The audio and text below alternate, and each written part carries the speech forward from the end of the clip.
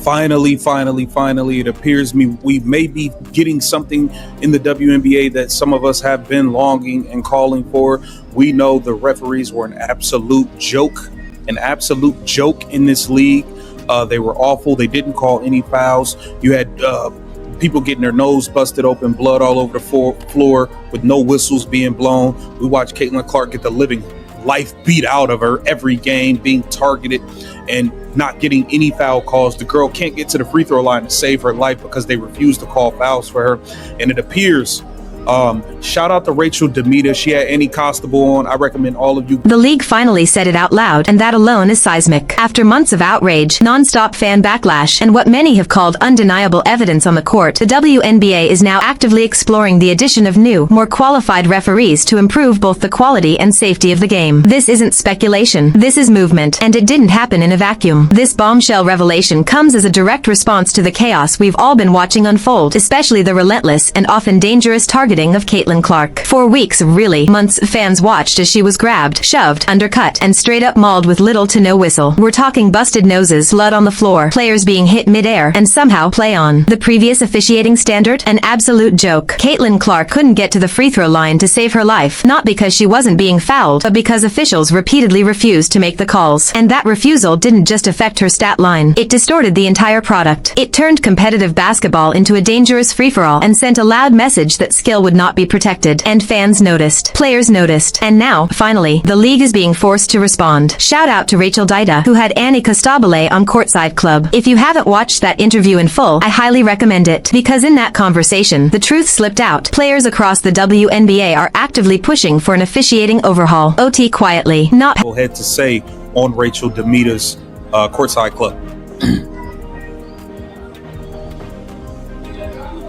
What do you think is the biggest thing, just as far as the product on the floor? Because a lot of people talk about physicality, a lot of people talk about the referees. I actually did a deep dive in one of my episodes talking about like who the referees are calling to, essentially, and where the W gets their referees. But as far as the product, because at the end of the day, fans are not going to stick around if it's not a good product, period. Right. Like, they have to be there for the basketball, and I think a lot of casual fans got pulled into the W because it's about the integrity of the sport. During the discussion, Rachel raised the most important question of all. What does the product on the floor actually look like? Because at the end of the day, fans aren't sticking around for chaos. They're here for basketball. A lot of casual viewers were drawn into the WNBA because Caitlin Clark's game is electric, different, and exciting. They stayed because they discovered other stars, other storylines, other reasons to care. But if what they're watching is poorly officiated, overly physical, and borderline unsafe, they're gone. That commercial pressure matters, and the league knows it. What makes this moment different is attention. Officiating has been an issue for years. Coaches have been crashing out long before Caitlin Clark ever stepped on a WNBA floor. We've seen it with Cheryl Reeve, with Candace Parker during her rookie season, and with countless others who were laid out without consequence. This isn't new. What's new is the microscope. For years, the league waved it off. We're doing enough. Press conferences came and went. Questions were dodged. Nothing changed. But now, the spotlight is unforgiving. The league can no longer pretend this is isolated or exaggerated. When your brightest star is being targeted, when player safety is compromised, and when fans are openly questioning the credibility of the officiating, you don't get to stay silent. You have to do better. And according to insiders and player voices like Annie Costabile, that pressure is finally forcing the league's hand. But let's be clear, this problem won't disappear until the WNBA treats referee hiring, training, and accountability with the same seriousness it demands from its players. This is a reckoning that was long overdue. Welcome to Keep the Vision. Make sure you like, comment, subscribe, share the channel, hit that bell, hype the video, because we're getting into it. Let's go over to Rachel Dida. Shout out to you. And let's listen closely to what Annie Costabile had to say, because this might be the beginning of real change. What's changed isn't just officiating conversations, it's visibility. The sheer volume of new eyes on the WNBA, driven largely by Caitlin Clark's arrival, has fundamentally altered the league's reality. For years, concerns about officiating were brushed aside with empty reassurance. Yeah, we're doing enough. That era is over. Every questionable call, every missed foul, every unchecked collision is now clipped, replayed, dissected, and debated by millions in real time. The microscope is unavoidable, and the pressure is relentless. This level of scrutiny has finally forced the league's hand. Inaction now carries real consequences. When poor officiating threatens player safety and undermines the viewing experience, it risks alienating the very fan base fueling unprecedented growth. The league can no longer afford to dismiss these issues as noise or growing pains. The cost of doing nothing is simply too high. Now, to be clear, no one is arguing that the women's game game should lose its edge. The WNBA has always been more physical. That's part of its identity. But there's a crucial distinction between physicality and negligence. What we've seen repeatedly is not controlled aggression. It's inconsistency, confusion, and a failure to protect players when the game crosses into dangerous territory. This is where comparisons to the NBA matter. Under Adam Silver, the NBA has evolved, not by softening the game, but by adapting. Superstars are protected because the league understands a simple truth. Stars must stay on the floor. That doesn't mean favoritism. It means recognizing value. Players like Aya Wilson get a good whistle because they've earned it, and because the league knows its product suffers when its best players are constantly at risk. The disconnect in the WNBA has been a refusal to acknowledge that same principle. And the core issue goes deeper than individual referees missing calls. According to insiders, this is a structural failure. You cannot expect elite officiating when referee pay is low, development pipelines are weak, and there are no real incentives for top-tier officials to commit to the league. It's the most basic rule of business. You get what you pay for. For years, the league failed to invest properly in officiating, creating a cycle of inconsistency that directly impacts game quality and player safety. That's not a talent problem. It's an institutional one. And fixing it requires more than tweaks. It requires a systemic overhaul. There is, however, a cautious glimmer of hope. A new committee has reportedly been formed specifically to address officiating concerns, with discussions taking place during recent competition meetings. On paper, that's progress. But fans have every right to be skeptical. Committees have existed before. Conversations have happened before. And too often, nothing changed. The question now is whether this initiative produces real, measurable improvements, or becomes another talking point buried under press releases. Recent games highlight why urgency matters. Take the Fever-Sun matchup, where inconsistency was glaring. Plays that should have drawn immediate whistles were ignored. Marina Mabrey checking Caitlin Clark to the floor wasn't just aggressive, it crossed the line. Respect for competitive fire doesn't mean excusing reckless contact. That play should have resulted in an ejection. Period. This isn't about villainizing players. It's about accountability. There's a nuanced reality people overlook. The women's game operates differently. WNBA basketball is played more on the floor, while the men's game often unfolds above the rim. When players are grounded, contact is heavier, more constant, and more dangerous. That means officiating must be better, not looser. You can't officiate the WNBA the same way you officiate the NBA and expect safe outcomes. Good referees understand the difference between hard basketball and hazardous basketball. They protect players without diluting competition. That's the standard fans are demanding, and the standard the league must finally meet. Because this moment isn't just about Caitlin Clark. It's about credibility, safety, and whether the WNBA is prepared to match its growth with professional infrastructure. The attention is here. The audience is watching. And this time, the league doesn't get to look away. Adam Silver's NBA has long operated with a clear understanding. Superstars must be protected. Whether people agree with it philosophically or not, stars often receive a special whistle, and that protection is deliberate. It keeps elite players healthy, visible, and on the floor, where they drive revenue, engagement, and the league's overall entertainment value. This approach isn't subtle, and it isn't accidental. It's strategic. The WNBA, by contrast, has shown a glaring disconnect. Key players like Aya Wilson, who has more than earned consistent protection as one of the league's foundational stars, have not always received the same benefit of the doubt. Neither have other marquee names, including Caitlin Clark. This imbalance doesn't just endanger star players physically, it quietly devalues their importance to the league's ecosystem. When your most marketable, talented athletes are allowed to absorb unchecked contact, the message is clear. Their availability is not being prioritized, and the consequences of that failure are impossible to ignore. Consider the controversial play involving Alyssa Thomas and Nafisa Collier, where Thomas stripped the ball in a way some NBA referees initially defended as clean. By the rulebook, however, contact was unavoidable, making it a foul. The result? Collier injured her ankle. Similar moments followed with Satu Sabali, whose injury during the finals further underscored how uncalled fouls don't just alter possessions, they alter seasons, careers, and league momentum. These aren't isolated bad breaks. They're systemic failures. Protecting star players is not favoritism. It's league preservation. Every time a marquee player goes down due to reckless, unpunished contact, the product suffers. Ratings suffer. Narrative momentum suffers. Fans lose the very players they tuned in to watch. Long-term engagement takes a hit. Across professional sports, this principle is well understood. From basketball to football, stars are protected not because they're entitled, but because they are essential. Keeping elite talent healthy maintains competitive balance and sustains fan interest. The WNBA's failure to consistently apply this logic, particularly with players like Caitlin Clark, represents a strategic misstep that undermines both athlete welfare and commercial growth. Now, none of this is to say officiating is easy. Referees have one of the hardest jobs in sports. They make split-second decisions in real time, and missed calls happen in every league. But the core issue in the WNBA is not the existence of human error, it's profound inconsistency and a repeated failure to escalate punishment when plays cross into dangerous territory. When obvious fouls go uncalled, or when flagrant actions are met with minimal consequences, referees unintentionally signal that certain behavior behavior is acceptable. That permissiveness encourages escalation. It endangers players, and it erodes trust in the league's commitment to fairness and safety. Landing space fouls are a prime example. These are among the most basic, safety-critical calls in modern basketball. When a defender encroaches on a shooter's landing area, the risk of serious injury skyrockets. Yet in the WNBA, these fouls are frequently ignored or not upgraded when they clearly warrant a flagrant. This isn't a gray area rule, it's fundamental. When officials miss or downplay these calls, it raises serious concerns about preparation, training, and rulebook application. The same pattern appears in high-profile incidents involving Caitlin Clark. When Marina Mabrey checked Clark to the floor, the lack of an appropriate call was indefensible. Mabrey's aggressive style may be respected, but aggression without accountability becomes recklessness. That play should have resulted in an ejection. Instead, it became another example of arbitrary enforcement in a nationally scrutinized moment. Even more alarming was the Kennedy Carter incident, an off-ball check when the ball wasn't even in play. This wasn't a judgment call. It was a deliberate, non-basketball act. The failure to immediately issue the appropriate penalty ignited widespread outrage and shifted public discourse away from the game itself and toward unnecessary personal narratives. That's the real damage. Poor officiating doesn't just affect the scoreboard, it poisons the conversation. Clear fouls that aren't handled properly create space for toxic debate, accusations of bias, and bad faith arguments that drown out meaningful analysis. Journalists struggle to focus on basketball. Fans become polarized, and the league's image suffers as a result. For too long, the WNBA has operated with an internal complacency regarding officiating, a belief that the system was good enough. That comfort is no longer sustainable. The league has outgrown it. The attention is bigger, the stakes are higher, and the margin for failure is gone. This moment demands accountability, consistency, and a serious commitment to protecting players, not just in words, but in whistles. For years, the WNBA operated under a dangerous inertia, a quiet complacency that allowed systemic officiating failures to fester unchecked. The league repeatedly assured players, media, and fans that it was doing enough, even as injuries mounted and the quality of play visibly declined. Whistles were inconsistent, dangerous contact went unpunished, accountability was rare, and yet, nothing meaningfully changed. What finally shattered that complacency was the arrival of a generational talent. Caitlin Clark didn't just enter the league, she brought with her an unprecedented level of attention, scrutiny, and expectation. Every possession she played was watched, every missed call was clipped, every hard foul became a flashpoint, and through that visibility, the league's long-standing officiating shortcomings were exposed in ways that could no longer be minimized or dismissed. Her experience became the catalyst. The relentless targeting she endured, combined with undeniable video evidence and sustained public outcry, created a critical mass of pressure the league could no longer ignore. What had once been brushed off as anecdotal complaints was now irrefutable. Fans weren't imagining things. Players weren't exaggerating. The problem was real, and it was structural. This moment is not about removing a few bad apples. It's about confronting decades of inadequate oversight and chronic underinvestment in the officiating pipeline. You cannot build a world-class league while treating its officials as an afterthought. Hiring standards, training systems, compensation models, all of it must be re-examined from the ground up. And for the first time, there are signs that the league understands this. The promise of recruiting new, more qualified referees, combined with the formation of a dedicated committee to address officiating concerns, signals a belated but necessary shift toward professionalization. If implemented seriously, not performatively, this could represent a turning point in how the WNBA governs the game itself. For Caitlin Clark, this shift carries immediate significance. It means the possibility of playing under consistent rules, of being allowed to compete without absorbing unchecked punishment, of receiving the same baseline protection afforded to superstars in every major professional league. Not preferential treatment, just fairness. For the broader player base, the implications are even larger. Improved officiating means safer games, longer careers, and a more honest competitive environment. It means aggressive basketball without reckless violence, physicality without chaos, intensity without injury. It restores trust between players and officials, a relationship that has eroded over years of inconsistency. And for fans, it means something just as important: confidence in the product. The WNBA is at a pivotal crossroads. Viewership is up, interest is surging, new audiences are tuning in not out of obligation, but genuine excitement. But growth is fragile. It depends on delivering a product that feels credible, fair, and worth investing emotional energy into. Fans will not stay if the game feels unsafe, arbitrary, or poorly governed. This is the league's moment to prove it can evolve by addressing deep-rooted officiating failures, committing real resources to referee development, and enforcing rules consistently, especially those designed to protect player safety. The WNBA can finally align its governance with its talent level. It can honor its stars, safeguard its athletes, and preserve the integrity of the game. This is more than a correction. It's an opportunity to right long-standing wrongs and set a new standard for women's professional basketball. Justice in this context doesn't mean outrage or revenge. It means structure. It means accountability. It means a league that protects its players as fiercely as they compete. The hope now is that this attention doesn't fade, and that this commitment isn't symbolic. symbolic. Because if the WNBA follows through, the payoff is enormous. A safer league, a stronger product, and a future that finally matches the brilliance on the floor. This is the chance to build something lasting. And this time, everyone is watching.